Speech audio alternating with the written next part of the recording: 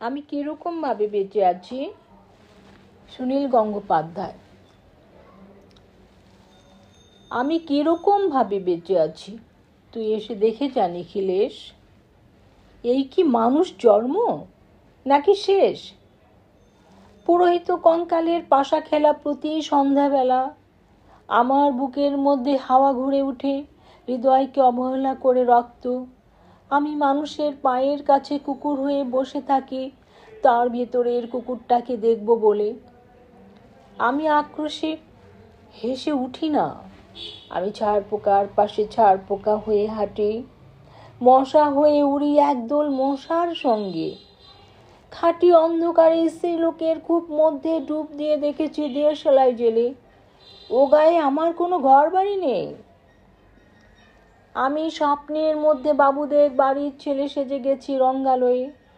পরাগের মতো ফু দিয়ে উড়িয়েছি দৃশ্যলোক। ঘামে ছিল না এমন গন্ধ যাতে ক্রোধে জ্বলে উঠতে পারে।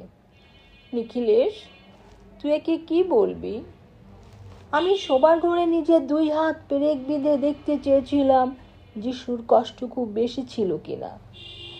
আমি ফুলের পাশে ফুল হয়ে ফুটে দেখেছি, তাকে ভালোবাসতে পারি না। আমি কপাল থেকে ঘামের মতন মুছে নিয়েছি পিতামহের নাম। আমি শ্মশানে গিয়ে মরে যাবার বদলে মায়েরই ঘুমিয়ে পড়েছিলাম। নিখিলেশ, আমি এইরকমভাবে বেঁচে আছি। তোর সঙ্গে জীবন বদল করে কোনো লাভ হলো না আমার। এ কি নদীর তরঙ্গে ছেলেবেলার মতো ডুব সাঁতার, অথবা চশমা বদলের মতো কয়েক মিনিট আলোড়ন, অথবা গভীর রাত্রে সঙ্গম নিরত দম্পতির পাশে শুয়ে পুনরায় জন্ম ভিক্ষা। কেননা সময় নেই আমার। ঘরের দেয়ালে চুন ভাঙ্গা দাগটিও বড় প্রিয়। মৃত গাছটির পাশে উত্তরের হাওয়ায় কিছুটা মায়া লেগে আছে। ভুল নাম, ভুল স্বপ্ন থেকে বাইরে এসে দেখি ওই পোকায় খেয়ে গেছে চিঠির বান্ডিল। তবু অক্লেশে হলুদকে হলুদ বলে ডাকতে পারি।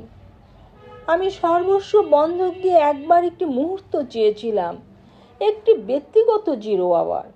ইচ্ছে ছিল না জানাবার এই বিশেষ কথাটা তোকে। তবু ক্রমশই বেশি করে আসে শীত রাতে। ওরকম জলচেষ্টা আর কখনো পেত না। রজ অন্ধকার হাতরে টের পায় 3টি ইঁদুর। ইঁদুর নয়, মুশিক। না হয় কি প্রতীক্ষায় আছে অদূর এই সংস্কৃত শ্লোক। পাপ ও দুঃখের কথা ছাড়া আর এই অবেলায় কিছুই মনে পড়ে না। আমার পূজা ও নারী হত্যার ভিতরে বেজে উঠে সাইরেন। নিজের ধোঁয়াতে যখন নিজেদের ইচ্ছে মতো কাজ করে, তখন মনে হয় ওরা সত্যিকারের। আজকাল আমার নিজের চোখ দুটো মনে হয় এক পুলক শক্তি চোখ।